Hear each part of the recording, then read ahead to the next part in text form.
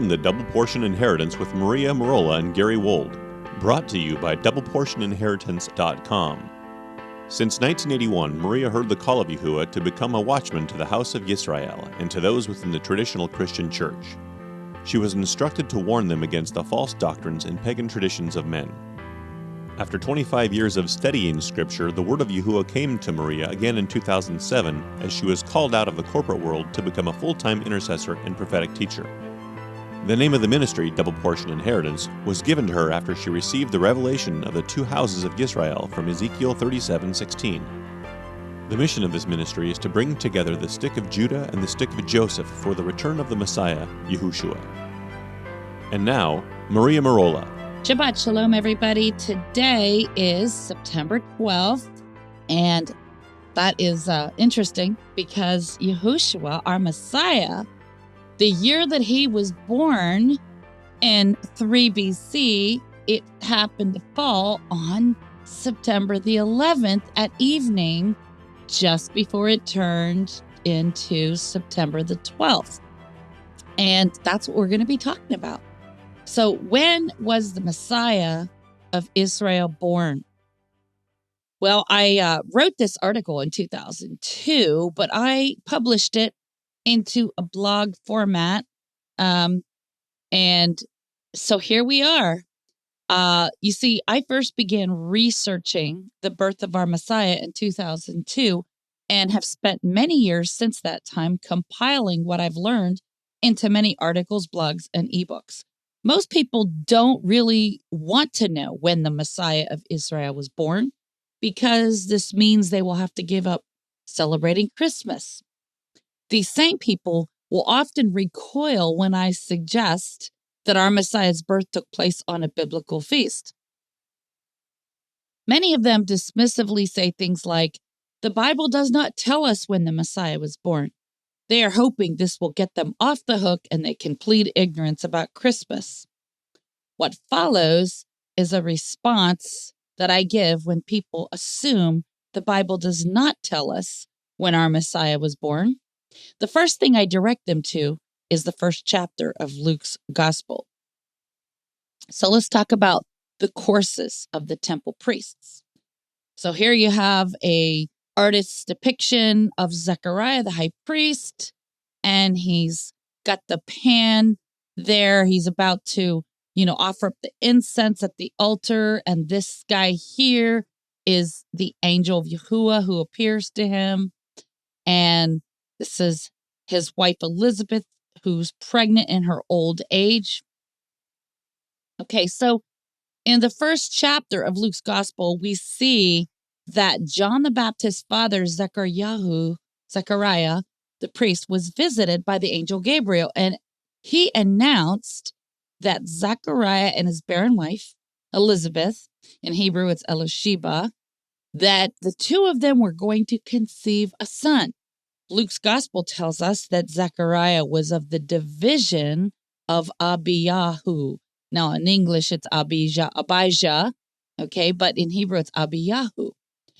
Now, this is a big clue because in 1 Chronicles chapter 24, we learn that King David set up a schedule for the priesthood in the temple. Each priest served 2 weeks out of the year and extra days during the feasts. And then they went back home after their temple duty was finished. Let's bring up 1 Chronicles 24. Just so that you can see the detailed information there about the schedule that King David made. 1 Chronicles 24. Now, these are the divisions of the sons of Aharon, Nadab, and Abihu, Eleazar, and Itamar.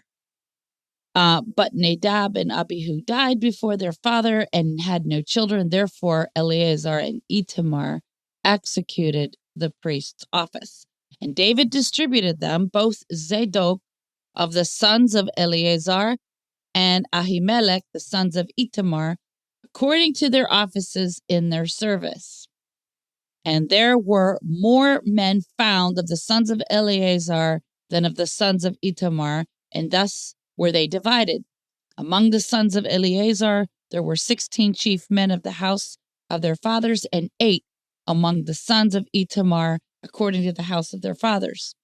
Thus were they divided by lot, one sort with another, for the governors of the sanctuary and the governors of the house of Elohim were of the sons of Eleazar and of the sons of Itamar. And Shemaiah, the son of Netaniel, the scribe, one of the Levites, wrote them before the king and the princes, and Zadok, the priest, and Ahimelech, the son of Abiatar, before the chief of the fathers and of the priests and Levites, one principal household being taken for Eleazar and one taken for Itamar.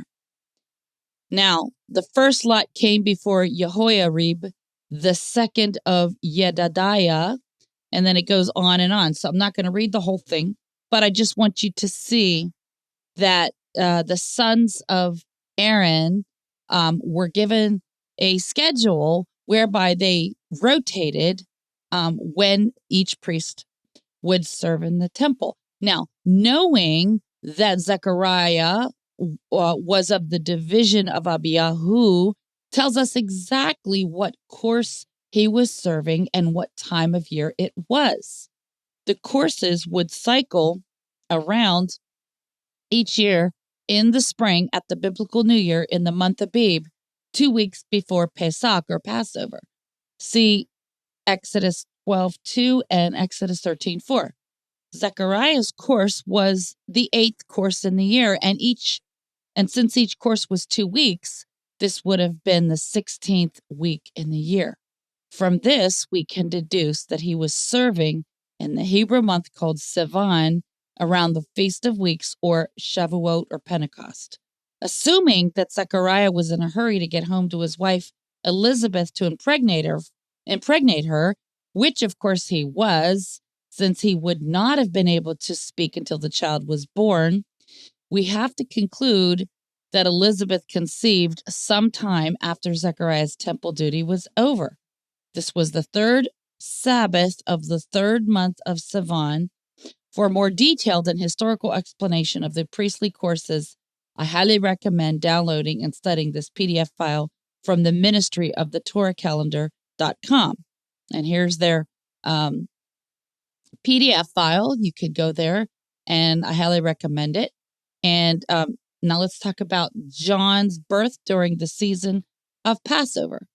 Now, counting forward 271 days from when Zechariah returned home from temple duty, we can deduce that John was born around the season of Passover. To be exact, John was born 14 days before Passover on the 1st of Abib, Nisan. We know that John the Baptist came in the spirit and power of Elijah, Matthew 11:14. So it is fitting that he would be born around Passover. John was referred to by our Messiah as the Elijah who was to come in Matthew 11:12-14. In Matthew 17:12-13, Yahushua told his disciples that John was the Elijah who had already come. The Jewish people already understood that before the Messiah could come to earth to set up the tabernacle of David, the spirit of Eliyahu, the spirit of Elijah, must come first and restore all things. This is why at every Passover Seder, the Elijah cup is part of the ceremony.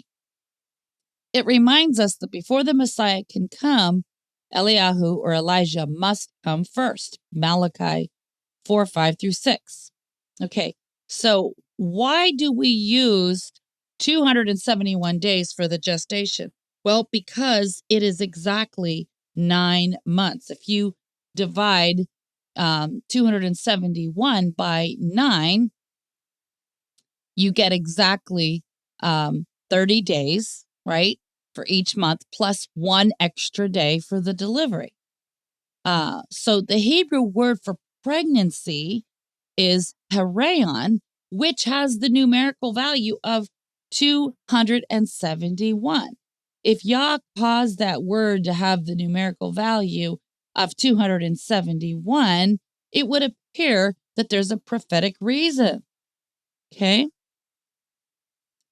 Luke 136 tells us that Elizabeth was in her 6th month of pregnancy when Gabriel appeared to Mary, and told her that she was going to conceive the Messiah.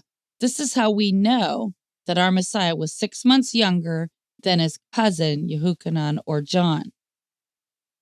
If we count 180 days or 6 months forward from the first of Abib in 3 BC, it lands on the Feast of Trumpets. Now, Scripture does not tell us if the child was born early or late in the pregnancy. So any time between the Feast of Trumpets and the Feast of Tabernacles would have been a good time for Yahushua to have been born in keeping with this timeline. However, all the other corroborating witnesses show us that our Messiah was born earlier rather than later in the pregnancy on the Feast of Trumpets. So the first witness is a Yom Kippur circumcision. For starters, it is prophetically fitting that his circumcision took place on the Day of Atonement, Yom Kippur, since during a circumcision, the blood of the child is sprinkled. A messianic prophecy foretold about how the Messiah would sprinkle his blood for the nations. Yeshayahu or Isaiah 52:15 says, "So shall he sprinkle many nations. The kings shall shut their mouths at him. For that which had not been told them shall they see, and that which they had not heard shall they consider." You see, the blood of our Messiah was sprinkled in the temple when he was circumcised, and this was a foreshadowing of him later on fulfilling the pattern of the Yom Kippur sacrificial goat.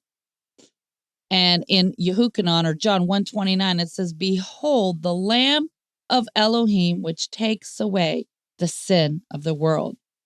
There you see an image of a little baby boy being circumcised at the temple, and the rabbi, he's doing the circumcision, and the parents are recording it.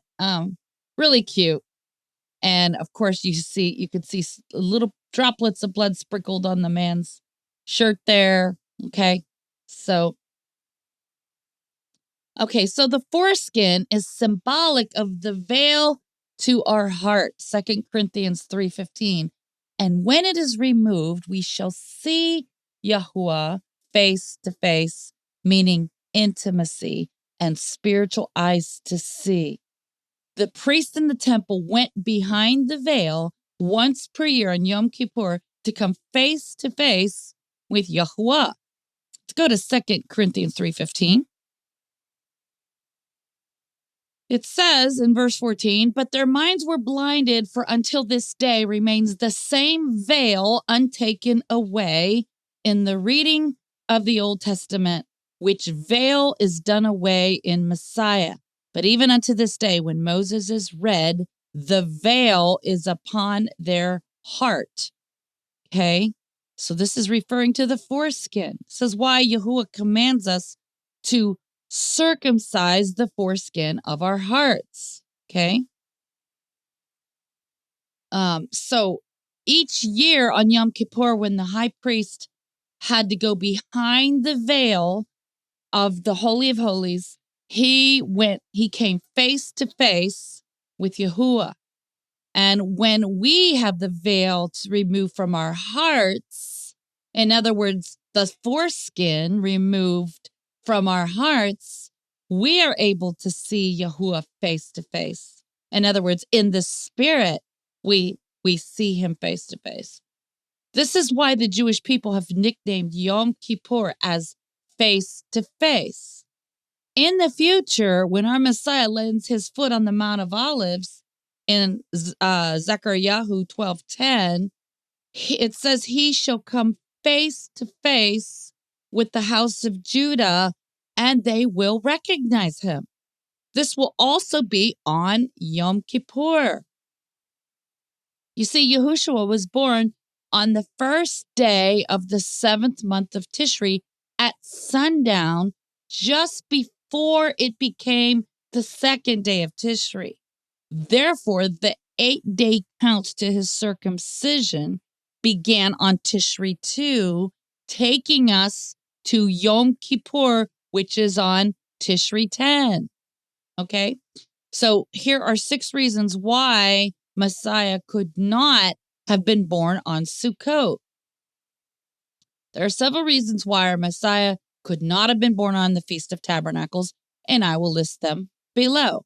Reason number 1, the first and most obvious reason, is because Luke 2:3 tells us plainly that all, meaning the Israelites, went to his own city to be taxed.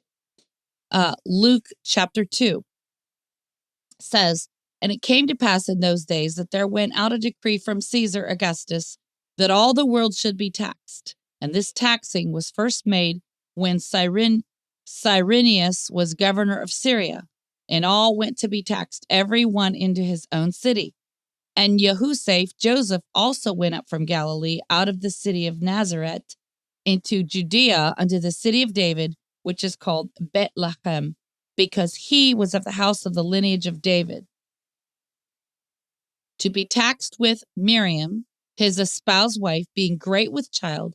And so it was that while they were there, the days were accomplished that she should be delivered, and brought forth her firstborn son, and wrapped him in swaddling clothes, and laid him in a manger, because there was no room for them in the inn." Now, did you catch this? They were in Bethlehem, not in Jerusalem, during the birth of our Messiah. You see, Bethlehem is 6 miles away from Jerusalem, which is a 2 to 3 hour journey on a donkey. And why would Joseph be seeking a room at the inn? If this was during Sukkot, he would have been in Jerusalem building a sukkah for them to dwell in. This means they were not keeping the Feast of Tabernacles yet for 2 more weeks. Additionally, they laid the child in a manger, not in a sukkah. What is a manger? The Greek lexicon tells us what it is. It is number G5336. Fatne is the name. Fatne. And it means a crib for fodder, manger, stall. It comes from the root word patomai, which means to eat. The English dictionary defines this word manger as a long open box or a trough for horses or cattle to eat from. As a matter of fact, the same word is used in Luke 13:15 when our Messiah confronts the Pharisees about how they would save the life of their animal on the Sabbath. Luke 13:15 says, "The master then answered him and said, 'You hypocrite, do not each of you on the Sabbath loose his ox or his donkey from the stall or the manger and lead him away to watering?'" Okay, so the same word that our Messiah used here for the word stall is the same Greek word manger. So it's very different from a sukkah. Here's what a traditional sukkah looks like. It's like a tent, a temporary shelter. And of course, in those days, they didn't have, modern tents, but they did make a shelter like a tent in those days out of, I'm sure, some kind of linen cloth. And they set it up and they decorated it. Okay, so that's what a tent looks like. That's what a sukkah looks like. But it's obvious he was not born in a sukkah. He was born in something that looked like this. This is a fatne. The word fatne is a manger. So he was born in one of these. And this is what a manger is. Okay.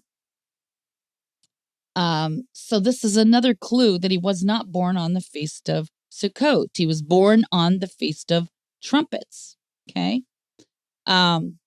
So his parents placed him in an animal stall, not in a sukkah that is used for the Feast of Tabernacles. In Acts 18:3, we read that the apostle Paul was a tent maker. The general consensus would agree that Shaul, made prayer shawls, portable prayer tents, not large tents used by shepherds.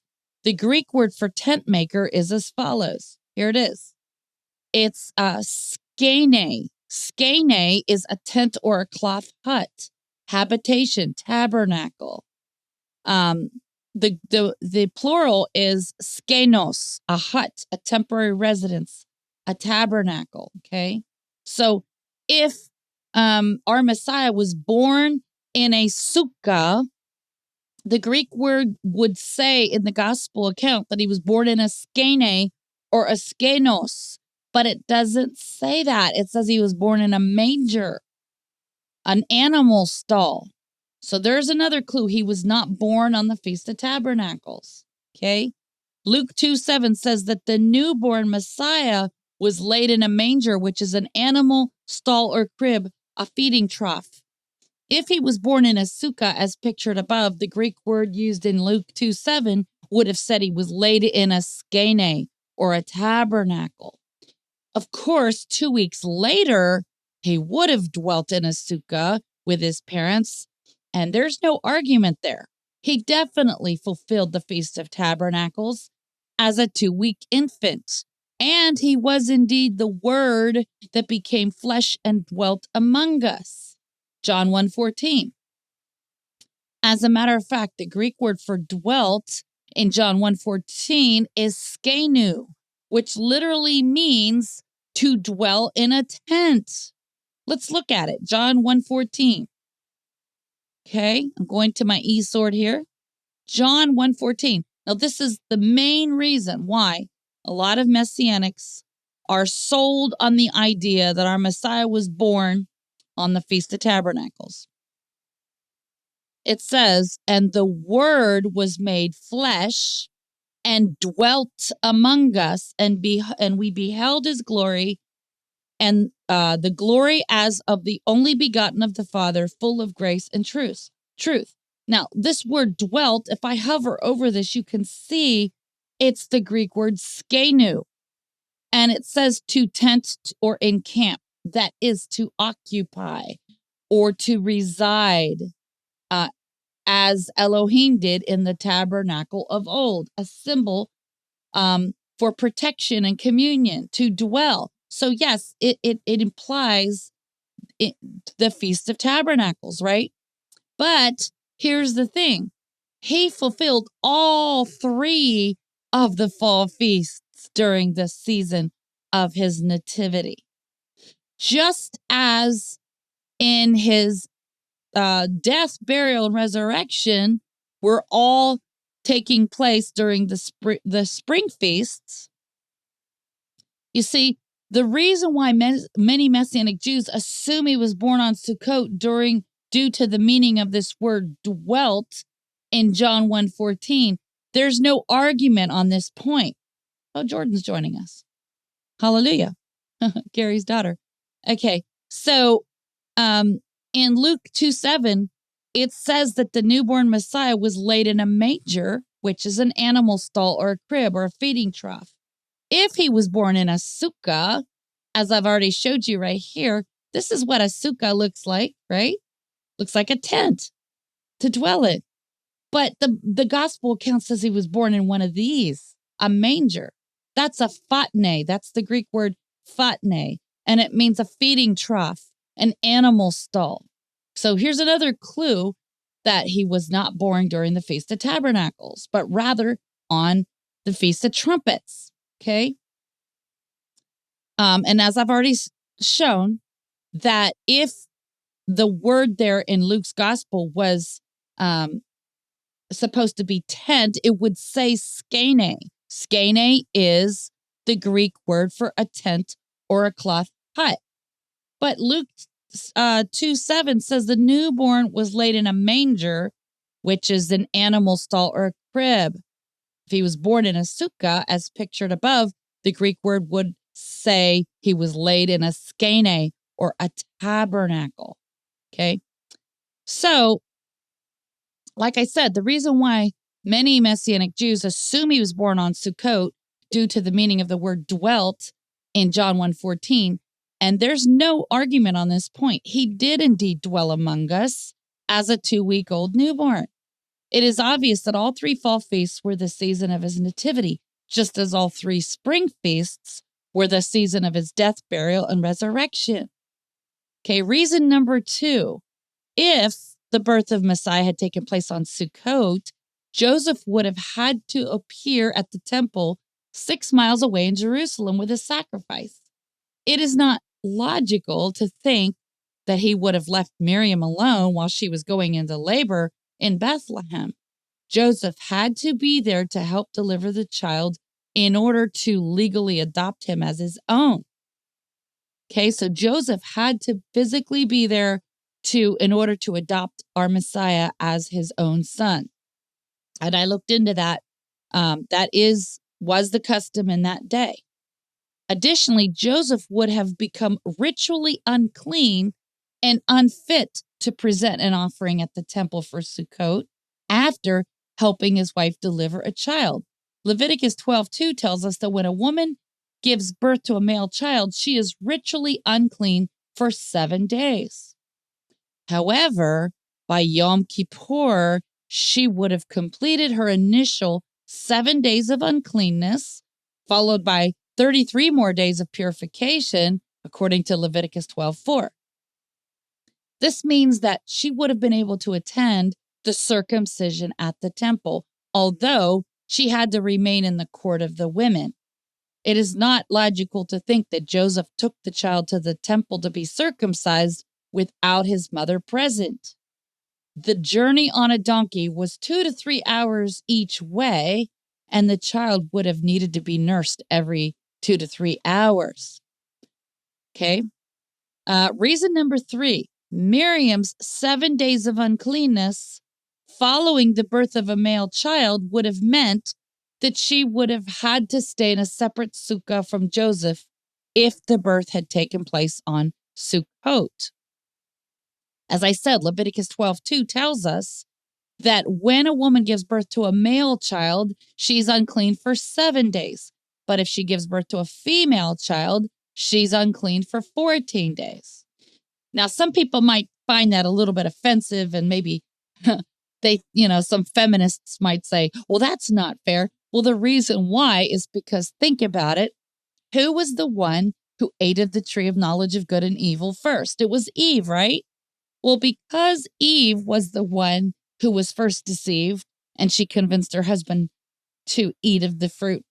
Therefore, the uncleanness of a female child is double what it is for a male child. Okay, so both are unclean. It's just the female represents both houses of Israel. Think about it. Didn't Jacob work for 7 years for Rachel, at the end of which he got Leah because his father-in-law Laban tricked him into marrying the older daughter Leah first? But he also promised Jacob that he would let him marry Rachel as well at the end of the 7-day honeymoon with Leah. But he had to agree verbally to work an additional 7 years. So Jacob worked a total of 14 years for both Leah and Rachel. So the number 14 is prophetically connected to both houses of Israel, both brides, both mothers that produced the 12 sons of Jacob, right? And so this is the reason why there's 14 days of uncleanness for a female, because the number 14, as I said, points to the 2 mothers who birthed the 12 tribes of Israel. And then 7 is the number of covenant, and our Messiah is the covenant maker. So it makes sense that for a male child, the uncleanness is only for 7 days. Reason number 4, the angels told the shepherds to go to Bethlehem to see the child. If this had been on the Feast of Tabernacles, the angels would have instructed the shepherds to go to Jerusalem to present an offering for the Feast of Tabernacles. You see, all Israelite males are required to make pilgrimage to Jerusalem and to appear in the temple 3 times per year for Passover, the Feast of Weeks, which is also called Shavuot in Hebrew. In Greek, it's called Pentecost, and the Feast of Tabernacles, Sukkot. Those are the 3 pilgrimage feasts. We find this information at Exodus 23:17 and also in Deuteronomy 16:16. Reason number 5. The other problem with the Sukkot birth is that it means that he would have only fulfilled 4 out of 7 feasts at his first coming, leaving 3 feasts unfulfilled. With a Yom Teruah birth, it means he fulfilled all 7 feasts at his first coming, and then he will fulfill all 7 of them again at his second coming. This is just like Jacob. Like Jacob worked 2 periods of 7 years for both brides, Rachel and Leah. Our Messiah, who's just like Jacob is a prophetic type of our Messiah. He fulfilled 7 feasts for the Gentiles. In other words, our Messiah at his first coming fulfilled 7 annual cycles of feasts for the Gentiles, typified as Leah, okay, because the first time he came, even though he came for his own, John 1:11 says he came for his own, but his own did not receive him. Jacob thought he was going to be married to Rachel, at the end of which those 7 years were not, he did not get who he had hoped for, just like our Messiah did not get who he hoped for. He thought he was going to get the house of Judah, the Jews, but they rejected him as a nation. Okay, so he ended up marrying the Gentiles, the lost sheep, those who were in exile still. In other words, there's 2 periods of 7 feasts for both houses of Israel. So Jacob fulfilled 2 periods of 7 years for both houses of Israel. And so it makes sense that at his first coming, he fulfilled all 7 feasts during his first visit to earth. And then at his second coming, he's going to fulfill them again. Some people think all the feasts have been fulfilled already. Or they say only the spring feasts have been fulfilled and the fall feasts are not fulfilled yet. No, he actually fulfilled all 7 feasts at his first coming, but they're ongoing. Those feasts will be fulfilled again at his second coming. There's much more left to be fulfilled. Okay, so I also recommend reading my other blog called What is the Testimony of Yahushua?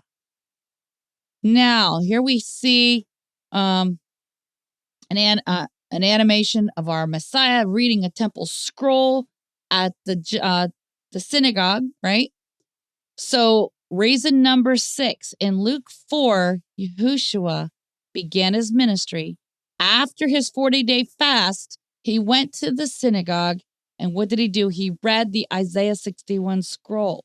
This was on Yom Kippur, because as the high priest Melchizedek, he declared the acceptable year of Yahuwah. Only the high priest could declare those words on Yom Kippur. Why? Because in Numbers 10:8 through 10, the sons of Aaron, the high priest, were the ones charged with making declarations with the blowing of silver trumpets. Our Messiah, as well, within his authority as the heavenly high priest, Melchizedek, to make such declarations. He was well within his authority as the heavenly high priest, Melchizedek, to make such declarations. So this is another clue that if he began his ministry after his 40-day fast, when he went into the synagogue immediately after his 40-day fast, this was on Yom Kippur. This means that he had to have been 30 years old when he made this declaration in the synagogue. You see, in Numbers chapter 4, verse 3, we are told that the office of the high priest requires that a man is at least 30 years of age. Okay? And since he was beginning to be about 30 years old at his baptism 40 days earlier, Luke 3:23 tells us He wasn't quite 30 years old at his baptism, but he was beginning to be about 30 years old. This means that his 30th birthday was like right around the corner. Therefore, we must conclude that he turned 30 years old on Yom Teruah, the Feast of Trumpets, just in time for him to declare the acceptable year on Yom Kippur as a 30-year-old high priest. If he had been born on Sukkot, his 30th birthday would have still been 5 days away, and therefore he would not have qualified to declare the acceptable year. Okay? Now, some people would argue that our Messiah could not have acted as a high priest because of this verse in Hebrews 8:4. It says here in Hebrews 8:4, "For if he were on earth, he should not be a priest, seeing that there are priests that offer gifts according to the Torah or the law." Okay. However, this above verse is not telling us that our Messiah failed to serve on earth as a priest. Reading the entire book of Hebrews in context is the key to understanding this verse. This verse is telling us that our Messiah did not qualify to be of the earthly order of priests from the sons of Aaron because he was from the tribe of Judah, not from the tribe of Levi. However, in the previous chapter, Hebrews chapter 7, our Messiah is described as being an eternal priest after the order of Melchizedek. Okay, Hebrews 7:3 says that Melchizedek is without father, without mother, without descent, having neither beginning of days nor end of life, but made like unto the Son of Elohim, and abides a priest continually. You see, that word in Psalms 110, it says that he abides as a priest forever. Okay, so the same phrase is used in Psalms 110. It says that you are a priest forever after the order of Melchizedek. Well, that word forever is the Hebrew word olam, and olam means always, past, present, and future.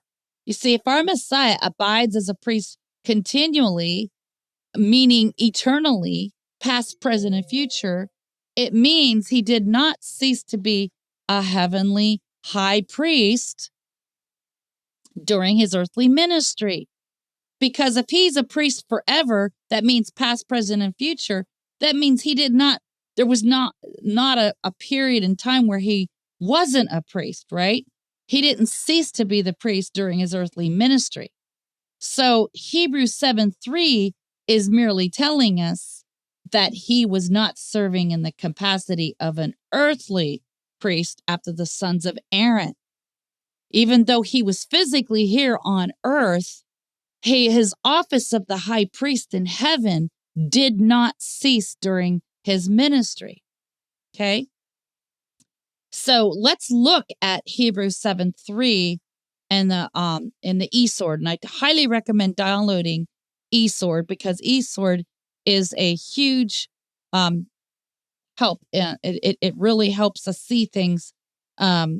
Looking at the Greek word, it says, without father, without mother, without descent, having neither beginning of days nor end of life. Oh, no, that's not the verse I wanted. Actually, I wanted to look up Hebrews 8:4. That's the one. Hebrews 8:4. Let's go there. Hebrews 8:4. It says, for if he were on earth, okay, and notice that on earth, okay, if he were on earth, that word earth, it says is the Greek word gay, okay, soil, by extension, a region or the solid part or the whole of the terrain, globe, including the occupants in each application, country, earth, ground, land, world. So, in other words, what it's telling us is that if he were an earthly priest, after the sons of Aaron. Okay. He was not of the earthly priesthood. He is of the heavenly order, which is Melchizedek. Okay. That's what it's telling us. Okay. So Elohim is omnipresent, meaning in all places at once. His role as Melchizedek in heaven did not cease just because he was here on earth. This is why he said, my kingdom is not of this world, John 18:36. Hebrews 8:4 is merely telling us he was not acting in the capacity of an earthly priest from the sons of Aaron. Hebrews 7:14 tells us that our master is a priest who sprang out of Judah. Okay. In other words, he came from the tribe of Judah. As a matter of important fact, the Hebrew word for 7, okay, as defined in the Hebrew lexicon, is number 7651, Sheba. Okay. Why are we talking about the number 7? You're going to see in a minute. Okay. Sheba literally means 7 times. It means a week. It means an indefinite number. Okay. And it has a root word, shaba. Okay. Number 7650, a primitive root to be complete, but used only as a denominative from 7651 to 7 oneself. To swear, as if by repeating a declaration 7 times, by an oath, with an oath. Okay, to take an oath. So you can see by these definitions that the number 7 comes from a Hebrew root word that means to take an oath, to swear, to 7 oneself, to complete. So the number 7 has to do with taking an oath. See, the only one who was able to complete the oath as the kinsman redeemer and high priest, according to Psalms 110, verse 4, is the one who was sworn into office by Yahuwah himself. Okay? Hebrews 7:21 tells us, for those that, and I put in brackets, Aaronic high priests, were made without an oath. But this Melchizedek with an oath, by him that said unto him, Yahuwah swear and will not repent, you are a priest forever after the order of Melchizedek. So let's go to Psalms 110 and you'll see this, okay? Because Hebrews is repeating the prophecy in Psalms. Psalms 110. Okay? So this is a prophecy about King David. And he's actually saying a Psalm of David. Now, whenever you see the word Lord in all capital letters here, it's the proper name. You hover over it. You can see now the English dictionary uses the word Lord in all capital letters, but in the Hebrew, it's the 4 letters to our Creator's name, Yod He Wah He. Now, of course, they translated it as Yehovah because the Masoretes in the 10th century added vowel points to the Hebrew Old Testament. But prior to the 10th century, there were no vowel points in the Hebrew Old Testament. So the 4 letters, Yod He Wah He, were pronounced without vowels. And those vowels were Yahuwah. But in the 10th century, the scribes deliberately changed the vowel markings because they were following a Talmudic ban on the divine name. You see, the Jewish Talmud forbids us to pronounce the Heavenly Father's name. It says in the Jewish Talmud, whoever pronounces the name has no place in the world to come. Why did they start this ban on the divine name? Because during the Babylonian captivity, the Jews, when they were in exile, they saw that the Babylonians were doing some really underhanded things with the divine name. They were, causing the Jews to sign contracts with the divine name on it. And they thought this was just horrible. So they said, no way, we're not going to allow this. We're going to just prevent people from pronouncing the name. Now, even though it was wrong for the Babylonians to do what they did, it was just as wrong for the Jewish people to put a ban on the divine name, because scripture tells us he that calls upon the name of Yahuwah shall be saved. So we should not be banning people from pronouncing the name. Okay, so that's just a little detour that I took there. So Yahuwah said unto my Adon, okay, that word there, Lord, in upper and lowercase is Adon. Yahuwah said unto my Adon, sit you at my right hand until I make your enemies your footstool. Okay, and Yahuwah shall send the rod of your strength out of Zion, rule you in the midst of your enemies. Your people shall be willing in the day of your power and the beauties of holiness. From the womb of the morning, you have the dew of your youth. Yahuwah has sworn and will not repent. You are a priest forever after the order of Melchizedek. So there, that word forever, olam, which means properly concealed. That is the vanishing point, generally time out of mind, past or future. That is eternity, frequentative, adverbially, always. Okay, continuance. So in other words, if he was always the high priest in eternity, then he didn't cease to be the high priest just because he had a 3.5-year ministry on earth. Additionally, it tells us right here, if you keep on going, it says Yahuwah has sworn, right, and will not repent. You are a priest forever after the order of Melchizedek. That word sworn is the Hebrew word shabah, which means to be complete, to seven oneself, to swear, to take an oath.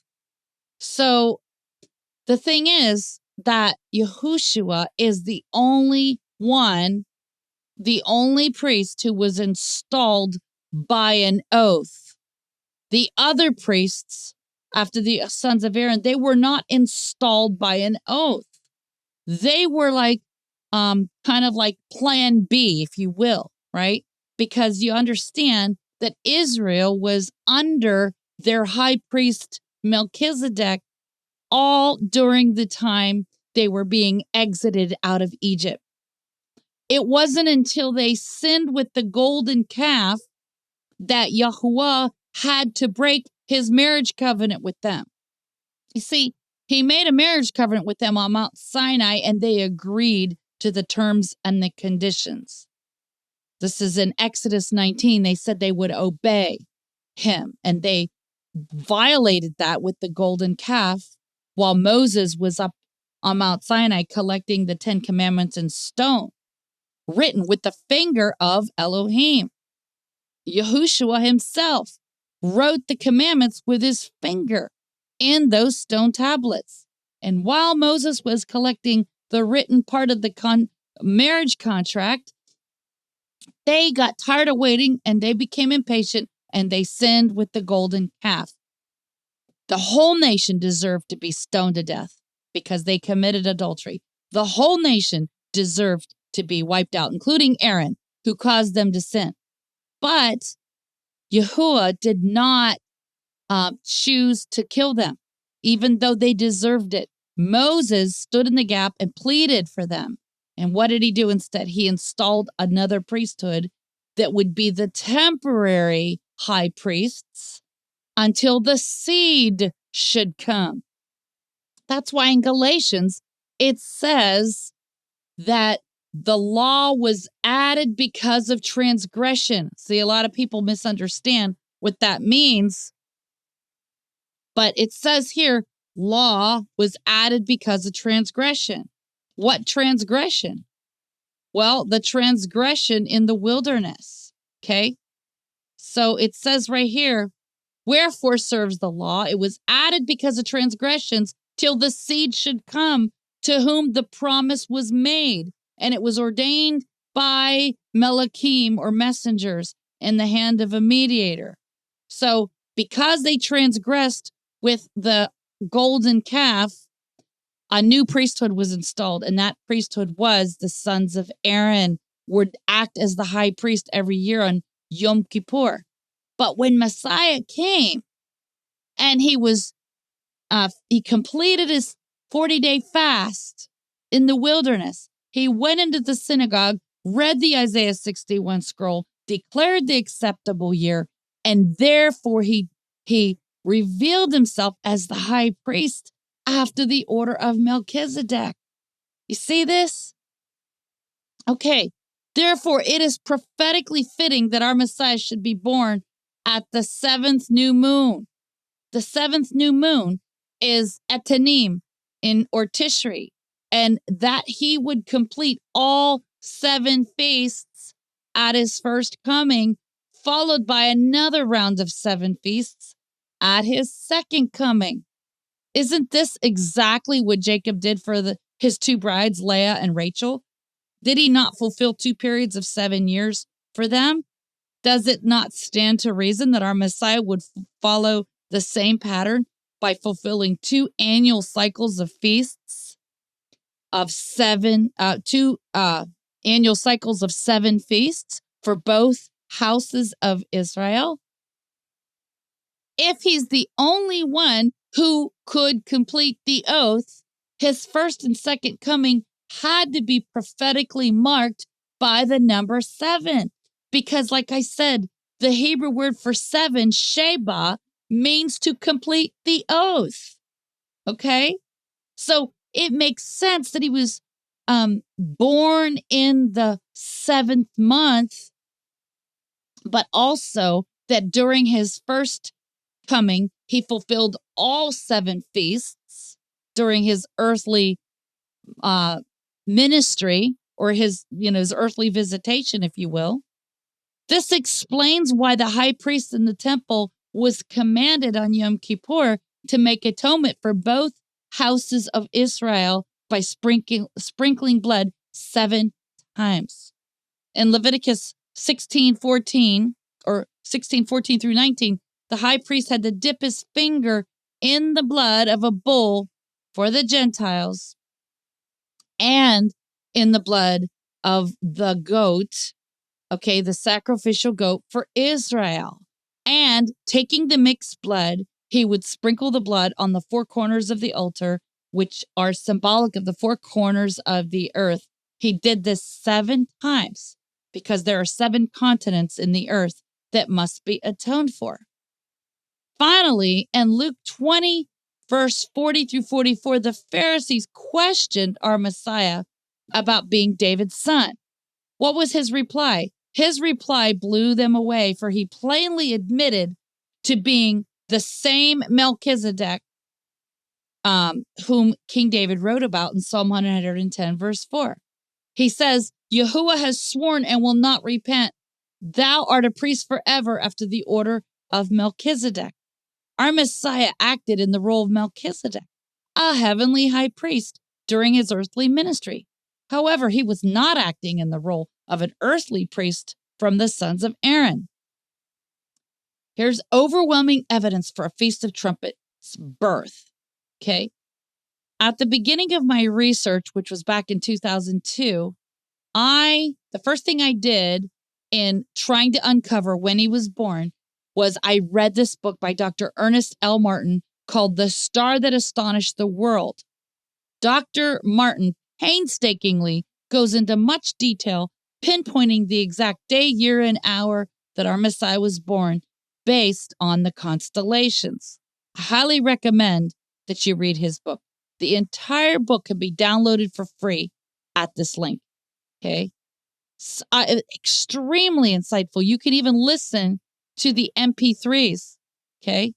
Very good, in-depth study. And here are the chapters. You can read all the chapters. I just highly recommend it because once you read it, you will be astonished. You'll be astonished at all the discoveries that are made about his birth. Okay. From the research of Dr. Martin and many other proofs that I've discovered on my own, we can be certain that the Messiah of Israel, named Joshua, not Jesus, was born on September the 11th in 3 BC on Yom Teruah, aka the Feast of Trumpets. Okay. This constellation was visible over Bethlehem on that famous night, as it was prophesied about in Revelation 12. Okay. Here's the constellation. I guess you guys can see that, hopefully. Even if I make it bigger than it'll take me out of the blog. So I don't want to risk that. So this constellation was visible over Bethlehem that famous night. And what did it say? Revelation 12 says, and there appeared a great wonder in heaven, a woman clothed with the sun and the moon under her feet, and upon her head a crown of 12 stars. And she, being with child, cried, travailing in birth and pain to be delivered. And she brought forth a man-child who was to rule all nations with a rod of iron, and her child was caught up unto Elohim and to his throne. Okay. See, on September the 11th in 3 BC, just before the sun went down, this planetary alignment was taking place as a one-time event in history. On this date, and never before this date, nor ever again afterwards, has this same configuration of the planets and the stars been seen. You see, the Hebrew word for virgin is Betula, which is what this constellation is named after. So you have Betula, which means virgin, and this is the constellation of the Virgin right here. Underneath her feet is the first sliver or crescent moon, so that's the visible crescent. And that's on the Feast of Trumpets, the first night of the Feast of Trumpets. And then she's giving birth to Ariel, which means the Lion of Elohim. And inside the constellation of Ariel is Jupiter, the planet Jupiter, which is called Hamalek, the king, because it's the biggest of all the planets. The Hebrews named it Hamalek, the king, and it's also called Hadzadik, the righteous, Jupiter. So the ancient Hebrews named the planet Jupiter the king, the righteous king, Melchizedek. But the pagans renamed it Jupiter after the pagan deity. Zeus is what he's called in Greek. Jupiter is his Roman name, but they're the same false deity. Some people might speculate, not knowing etymology well, they might think it was, Jewish Peter. My wife almost spit out her tea. My husband's always... That's not what it means. Yeah. Jewish Peter, you're just so goofy. My husband's goofy. Okay. So, the Hebrew word for virgin is Betula, which is what this constellation is named after. The pagans renamed these constellations after pagan deities, and they assimilated this virgin to their false mother goddess, Gaia, the planetary mother. However, its origin has always pointed to only one mother, which is Jerusalem, the mother of us all, Galatians 4:26. The constellation was renamed in Latin as Virgo the Virgin, and she has 12 stars around her head for the 12 tribes of Israel. She also had the moon under her feet. The sun was mid-body because she was pregnant with the Son of Righteousness, Malachi 4:2, and she was clothed with the sun.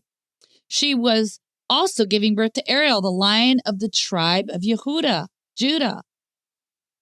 The planet Jupiter was seen inside this constellation, which is called Melchizedek, King of Righteousness, or in English, Melchizedek. The pagans renamed this planet after the pagan deity from Greece, which is Zeus, or in Roman, it's called Jupiter. Now, does the math add up for a Yom Kippur circumcision? Well, according to the testimony of Ernest L. Martin, the birth of Messiah took place at sundown on the Feast of Trumpets around 6 to 7 p.m. The Torah tells us that the ninth day of the 7th month of Tishri is when the Day of Atonement or Yom Kippur is to begin. Okay? Wayikra, Leviticus 23:32 says, "It shall be unto you a Sabbath of rest, and you shall afflict your souls in the 9th day of the month at evening. From evening unto evening shall you celebrate your Sabbath." We should then be able to count 8 days following his birth until his circumcision just before Yom Kippur. So let us count. Okay? So the Messiah was born at sundown on the 1st of Tishri, just before the 2nd of Tishri. Okay, so the 2nd of Tishri at sundown was day number 1. The 3rd of Tishri at sundown was day number 2. The 4th of Tishri sundown was day number 3. The 5th of Tishri sundown, day number 4. 6th of Tishri sundown, day number 5. 7th of Tishri sundown, day number 6. 8th of Tishri sundown, day number 7. 9th of Tishri sundown, day number 8. Messiah was circumcised. So yes, the math does work. People hear that he's born on the 1st of Tishri, and they know that Yom Kippur is on the 10th day of Tishri, and they say there's no way that's going to work because there's 10 days between the Feast of Trumpets and Yom Kippur. But you see, he was born at the tail end of the 1st of Tishri, so therefore we start the count on the 2nd day of Tishri. Okay? So the 2nd day of Tishri was started on day number 1. 2nd day of Tishri was already day number 1. So you don't start counting the minute the child is born. You start counting the first 24 hours after the child is born. So the first 24 hours after the child is born is day number 1. Okay? You can't count 1 when the child is only minutes old. It hasn't even been a full day yet. So you don't count minutes after the child is born and say, here's day number 1. No, it's only been minutes. How can it be day number 1? After a full 24 hours has passed, then you can say day number 1. Okay? So I want to also recommend this PDF document as another witness to the birth of Messiah on the Feast of Trumpets. It's the PDF file from TorahCalendar.com. Okay, now, here are some final things to consider. Our Messiah's birth on the Feast of Trumpets is fitting because it is nicknamed the day that no man knows. You see, the reason why this feast is properly called the day that no man knows is because it is the only feast that is determined by the sighting of the first crescent moon by at least 2 credible witnesses. Sometimes the moon is hidden behind cloud coverage and cannot be sighted. Therefore, it is quite unpredictable to determine ahead of time when the first sliver of the moon will appear. To learn more about this feast, see the blog entitled Yom Teruah, the day that no man knows. Okay? It is also important to understand that Yom Teruah spans 2 days because the first day was spent watching for the new moon. On the 2nd day, the new moon was sanctified by the Sanhedrin, and then began the celebration of the Feast of Trumpets. During childbirth, no man knows when the head of the baby will crown or become visible from the birth canal. So it is with the sighting of the first crescent moon, and this is why it is fitting that our Messiah was born on the day that no man knows. Similarly, no man knows the day nor the hour when the bride of Messiah will be born into immortality, and when he will catch her away to meet him in the heavenly huppah. 1 Thessalonians 4:17 tells us that we will be caught up to meet him in the air. 1 Corinthians 15:51-52, Paul tells us it's a mystery, it's a secret. Why? Because it's the day that no man knows.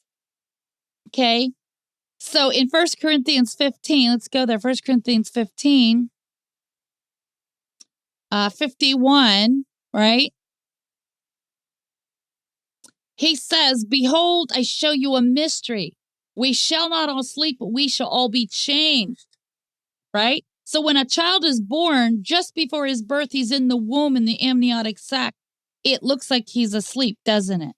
The child is just, in the womb and it looks like he's asleep. But suddenly, when the labor pains begin, the child starts kicking and pushing his way out. So when he says, I show you a mystery, the Greek word there is mysterion, which means to shut the mouth, a secret or a mystery, through the idea of silence imposed by initiation into religious rites. Mystery. Okay, so he says, I show you a mystery, a secret. The 2009 scriptures version says in this passage, see, I speak a secret to you. We shall not all sleep, but we shall all be changed. See, it's a secret. So Messiah will catch away his bride. We don't know the exact day or the hour. We know the seasons because we keep the feast. So we do know the seasons. We don't know the exact day or the hour when he's coming to snatch away his bride. Just like we don't know the exact day or the hour that the baby is coming out of the womb. We have a due date, but we don't know the exact day or hour. Okay? So it makes sense that he would have been born on the Feast of Trumpets because it's nicknamed the day that no man knows. See, the Feast of Trumpets is when all the kings of Israel were birthed into their new office and coronated, crowned as kings. You see, it was like the inauguration. In America, we have the inauguration usually in January, which is pagan because January is named after the pagan god Janus, right? And in ancient Roman mythology, they believed that Janus was a two-headed god with one face facing forward and the other face in the back of his head facing back to the past. He was the two-faced god that believed that he could see into the future and into the past. Okay? So he was supposed to be like a counterfeit beginning and ending, a counterfeit, alpha and omega, if you will, a counterfeit of the one who has no end, the beginning and the ending. So this is the reason why our presidents are inaugurated in January. But in ancient Israel, their kings were inaugurated or officially brought into their office on the 1st of Tishri, which is the day of blowing, the Feast of Trumpets, because prophetically it makes sense that Yahuwah would be ushering his son into the world as the king. So the word Rosh in Rosh Hashanah means head. For the Jewish people call the Feast of Trumpets the head of the year on the civil calendar. It is the time of year when all the heads or all the kings were crowned, just as our Messiah was coming through the birth canal and his head or his Rosh crowned. See, when the baby's head starts showing in the birth canal, they say that the head is crowning. Okay, that's no coincidence. The terminology for the head crowning comes from this ancient history of the Messiah being born on the Feast of Trumpets. Okay, an example of this is found in the account where King Saul was initiated into his office as king. 1 Samuel 10:4 says, and Samuel said to all the people, see you him whom Yahuwah has chosen, that there is none like him among all the people. And all the people shouted, and the word there is ruah, as in Yom Teruah. Okay, they shouted and said, long live the king. The word shouted in the above verse is the root word for teruah in Yom Teruah, which means a day of shouting or a day of blowing. The root word ruah literally means to split the ears, to shout, to blow an alarm, to make a joyful noise. Similarly, the bride of Messiah will be birthed into her new resurrected body and given the title kings and priests. Revelation 1:6, Revelation 5:10. So when we are birthed into our new resurrected body, we too will be initiated into our new office as kings and priests, and we will serve with him for 1,000 years. The rabbis and the Jewish sages have long believed that Adam was created on the Feast of Trumpets, also called the Day of Blowing. When Yahuwah breathed or blew into Adam the breath of life, thus it is fitting that Adam was also born on this feast day, because Yahuwah breathed into Adam the breath of life, and it is called the Day of Blowing. This is why the Jewish people refer to Yom Teruah as Rosh Hashanah, the head of the year, because it is the birthday of humanity, when mankind was first created. In Exodus 12:2 and Exodus 13:4, when Yahuwah delivered Israel out of Egypt, he established a spiritual new year for us to remember, his delivering us out of slavery. The new year of our 7 annual feasts would begin in the spring, 14 days before Passover. Thus, there are 2 New Years. The first day of the 7th month of Etanim, Tishri, 1 Kings 8:2, which is our physical birth as the human race.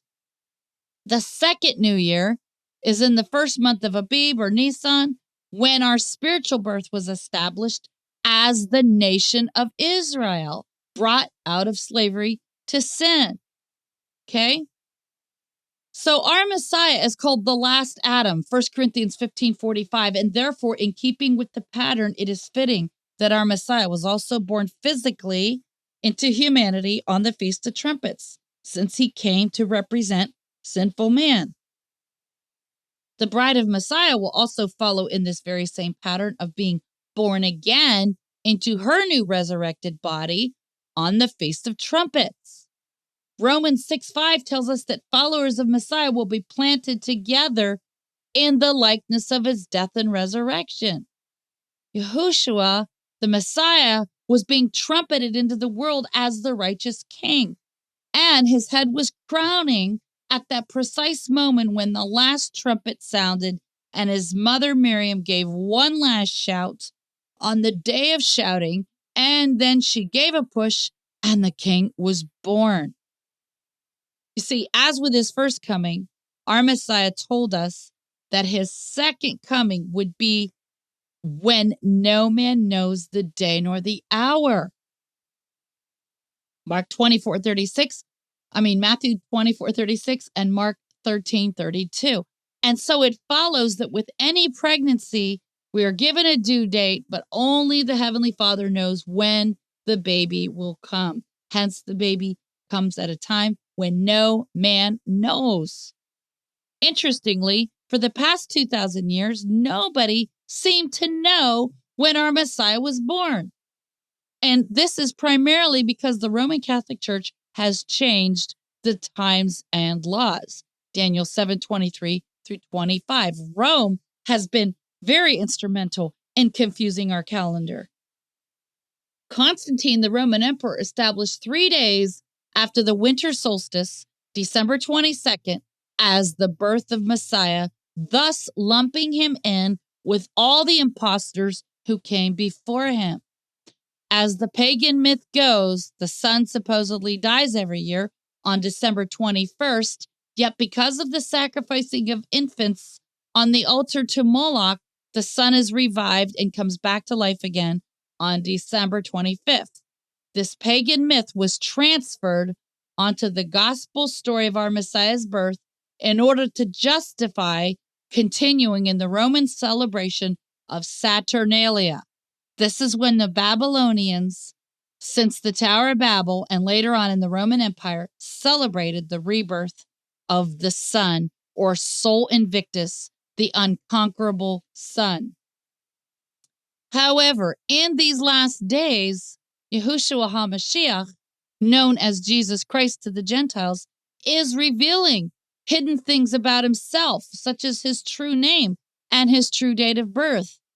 Just like Joseph, the suffering servant who hid himself from his lost brothers until the appointed time, Our Messiah is now revealing his true identity to those of us who were lost in paganism.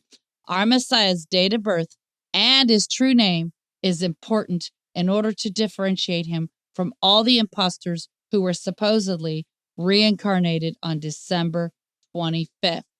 A more thorough and detailed thesis on the birth of Messiah can be found in my other blog and ebook called When Was the Real Messiah Born and Why Does It Matter? This blog goes into a lot more detail.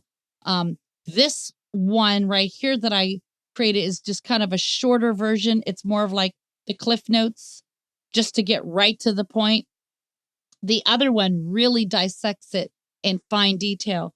So we'll go over that one probably later on in the year, like maybe close to Christmas time, so that people will be able to use that as a teaching tool to their families when they're not celebrating Christmas. So that is the conclusion of the teaching. Yahuwah bless you and keep you. Yahuwah make his face shine upon you and be gracious unto you. Yahuwah lift up his countenance upon you and give you shalom. We hope you've enjoyed today's broadcast and that you are encouraged in your walk with Messiah. For more teachings, subscribe to our YouTube channel and click the bell to be notified of our latest content. Visit Maria's many blogs at doubleportioninheritance.com. That's doubleportioninheritance.com. This ministry is made possible by the prayers and support of listeners like you. To make a donation by PayPal or Venmo.com, use the email address doubleportioninheritance@gmail.com. That's doubleportioninheritance@gmail.com. On behalf of Maria and Gary at Double Portion Inheritance Ministries, may Yahuwah bless you.